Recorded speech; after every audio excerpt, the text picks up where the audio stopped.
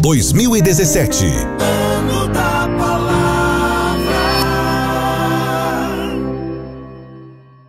Se você tem perguntas sobre a fé, sobre a vida, sobre Deus, conheça a Bíblia The Way, O Caminho. Uma Bíblia em linguagem atual que veio para dizer que não tem nada de errado em fazer perguntas, ter dúvidas e em debater. Mas a The Way é mais que uma Bíblia de papel. Ela está presente no cyberespaço. Por toda a Bíblia há links e QR Codes de vídeos e estudos extras para você continuar no caminho, tanto no mundo real quanto no virtual. Venha para o caminho, conecte-se a The Way, uma obra com a qualidade CPAD.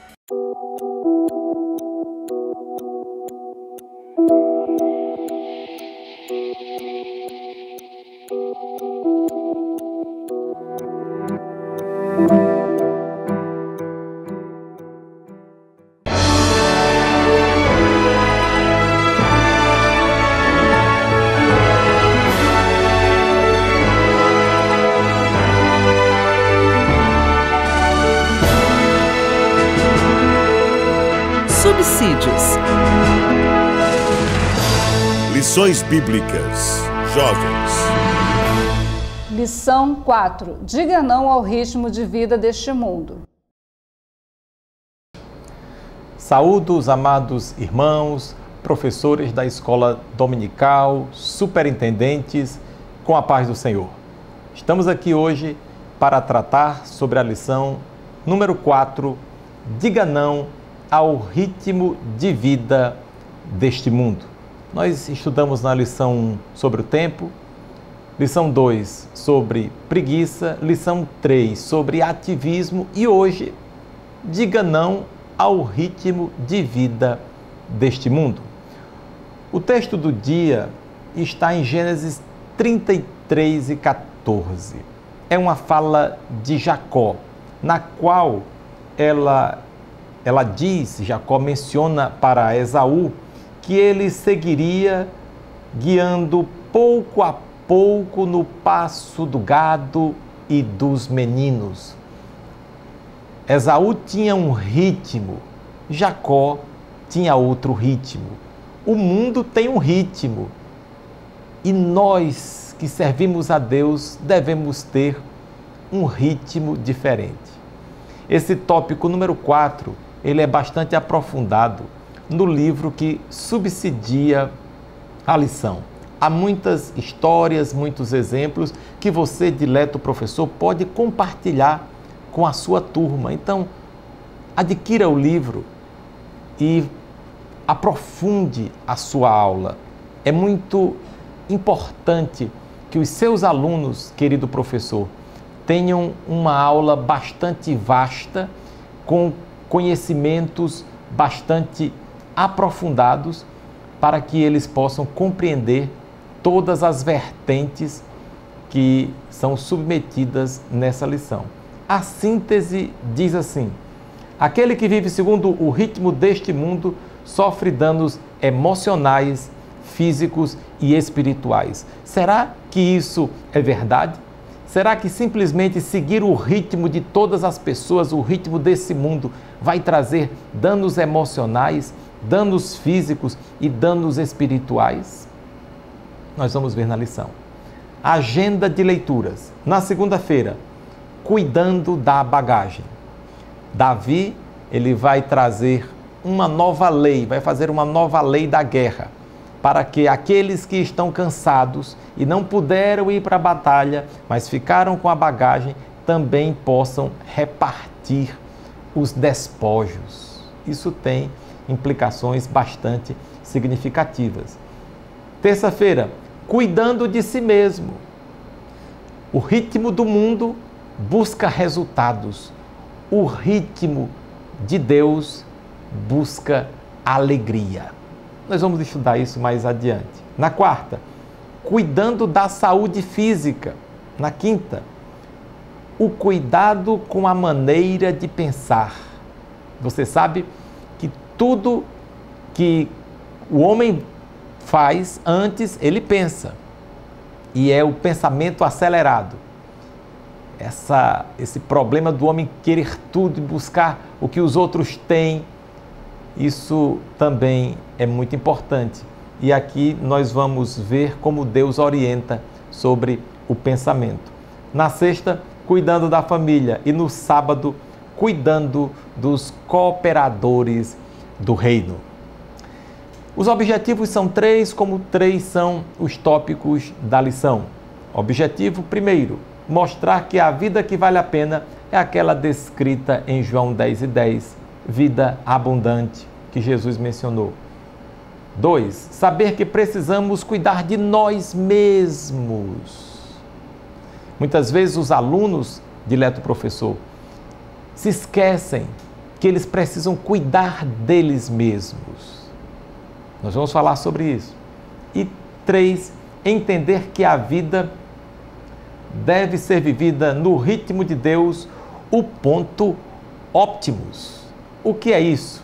Nós mencionamos na lição de número 2 sobre preguiça, que é usar o tempo no mínimo, do latim que significa mínimo ou menor de todos.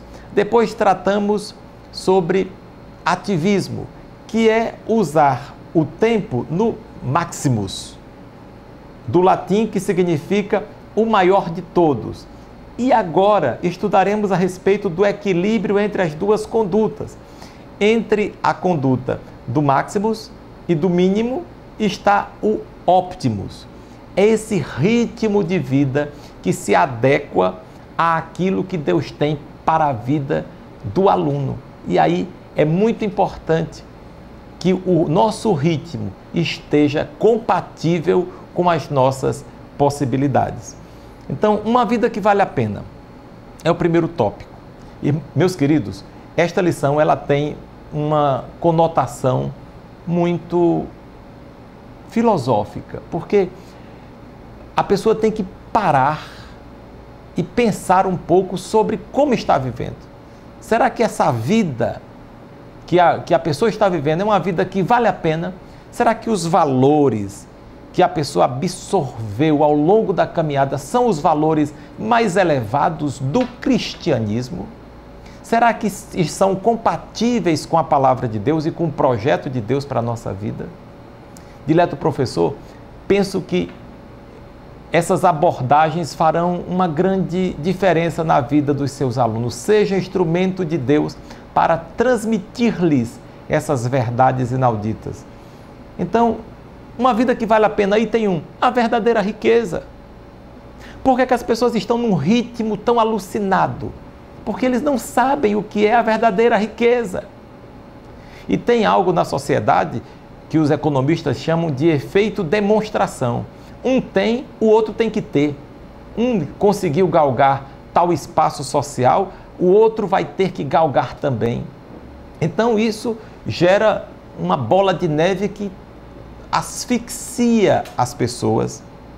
Mas aqui nós vamos falar sobre a verdadeira riqueza. E aí eu digo assim, uma pessoa rica diante de Deus não é aquela que possui muito dinheiro, mas aquela que desfruta de uma vida abundante no Senhor. Então, o seu aluno, ele deve entender isso. A grandiosidade do Evangelho nos permite não andar no ritmo, aspas, de Esaú, fecha aspas. Nós podemos andar no ritmo de Jacó, pouco a pouco, no passo do gado e dos meninos. Às vezes precisamos correr, mas se corrermos o tempo todo, cansaremos, porque a vida é longa, porque muitos são os desafios. Então é preciso haver uma adequação. E essa lição, querido professor, ela vai trazer esse enfoque.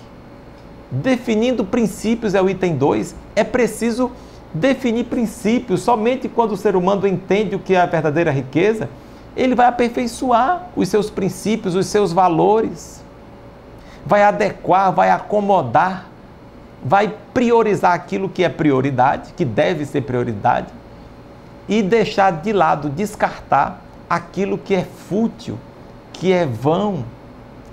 No livro Dileto Professor, há muitas histórias que poderão subsidiar esse ponto. Por isso que, mais uma vez eu digo, é importante que você Não apenas adquira, mas use o livro na ministração aos seus alunos. E, por fim, no item 3, a importância do próximo.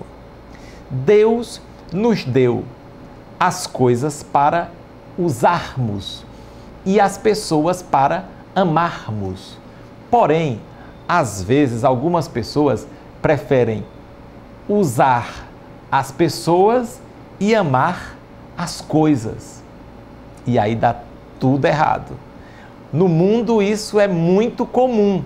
Pessoas sendo usadas, coisas sendo amadas. No reino deve ser diferente. A importância capital deve ser o bem-estar das pessoas, a felicidade do outro, a felicidade daquele que está próximo. Por isso que Jesus, ele manda que nós amemos o próximo, amemos aquele a quem nós podemos tocar. Definindo esses valores, nós poderemos avançar para o segundo ponto, que é cuidando de si mesmo. Então é preciso um equilíbrio, é preciso ter a acomodação daquilo que se está fazendo à vontade de Deus. Então, cuidando de si mesmo, cuidando do templo do Espírito Santo.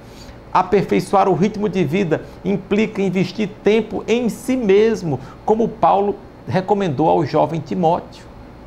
Paulo vai dizer também que o exercício corporal para pouco aproveita, mas ele está falando do exercício corporal para pouco aproveita em relação à piedade, em relação à salvação, em relação à eternidade, mas ele não estava descartando a importância de cuidar do templo do Espírito Santo, e os seus alunos precisam entender isso também. Eles precisam cuidar do corpo. Nós não estamos falando do culto ao corpo, que faz parte, isso sim, do ritmo de vida deste mundo. Nós estamos falando de cuidar da saúde como possuidores do templo de Deus, que é o nosso corpo. 2.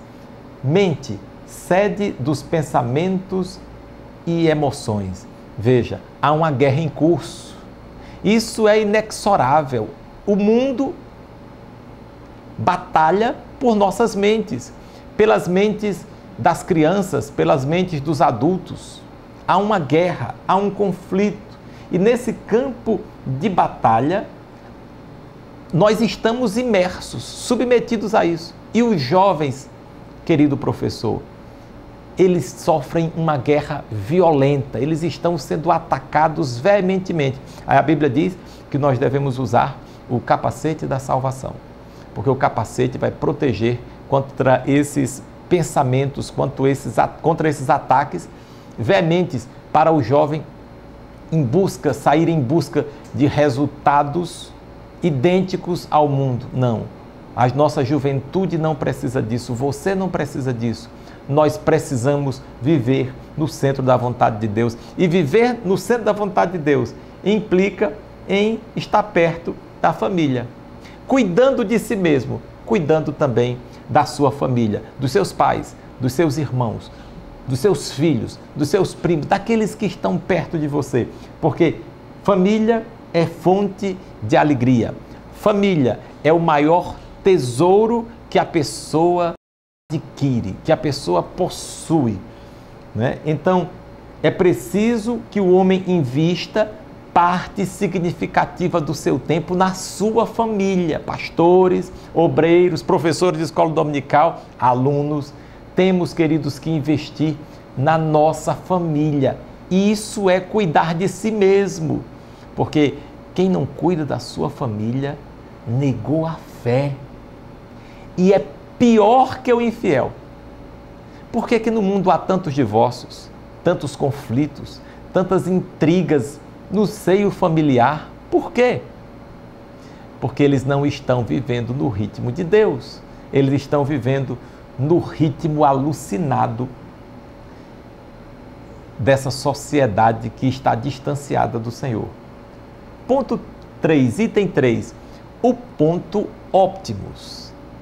O ponto otimizado, nem a preguiça, nem o ativismo. Aí o item 1 diz assim, fazendo o mais fácil. E aí eu digo assim, Deus sempre tem um tipo ideal de tarefa para seus filhos. A mais fácil. Deus sempre quer que nós façamos o que é o mais fácil. O mais difícil, o Senhor faz. E o mais fácil é para nós fazermos. Vocês já perceberam que às vezes a pessoa se cansa muito em tarefas que deveriam resolver com tanta facilidade? Sabe por quê? Porque as pessoas querem fazer o que é para Deus fazer. A parte difícil. Mas, querido professor, você vai dizer ao seu aluno que ele não tem que se preocupar com a parte difícil. Ele tem que se preocupar com a parte fácil, aquilo que Deus quer. Por exemplo, plantar uma semente. É fácil ou difícil? É muito fácil. Você joga uma semente. É a sua tarefa, é a minha tarefa. E qual é a tarefa de Deus? Ele faz aquela semente explodir sob o solo. Aquela semente se transforma num broto, depois numa árvore com muitos frutos. Isso é fácil ou difícil? Isso é muito difícil. Nunca a ciência conseguiu fazer sequer uma semente germinar por si própria. Então, nós temos que estar submetidos ao ritmo de Deus, ao óptimo de Deus, porque nós vamos fazer as coisas no melhor prazo, do melhor jeito e, por fim, aceitando os resultados que vêm de Deus. O mundo, ele busca resultados a qualquer custo, nós não. Os seus alunos não. O Abacuque, ele diz, ainda que a figueira não floresça, nem haja fruto na vide, produto da oliveira minta, são 3 plantas que são semeadas em tempos diversos, foram plantadas, mas não houve, nas palavras de Abacuque 3,17, não houve o resultado desejado. Aí ele diz, mas todavia, eu me alegrarei no Senhor. Eu estou vivendo o ritmo de Deus, não deu certo, todavia eu me alegrarei no Senhor e exultarei no Deus da minha salvação. Essa é uma vida abundante, uma vida que vale a pena. E para concluir, eu quero ler o que está na conclusão. Diz assim, aperfeiçoar o ritmo da vida, de acordo com o padrão de Deus, exige discernimento. Haja vista que, diante do corre-corre do cotidiano, muitas vezes o homem é empurrado para o precipício do ativismo ou para o desânimo da preguiça. Para saber o tempo e o modo de vida saudável, é indispensável pedir orientação ao Senhor para seguir o ritmo da vida sem sofrer a influência da filosofia deste mundo. Que Deus te abençoe e que você tenha uma aula muito feliz. Amém.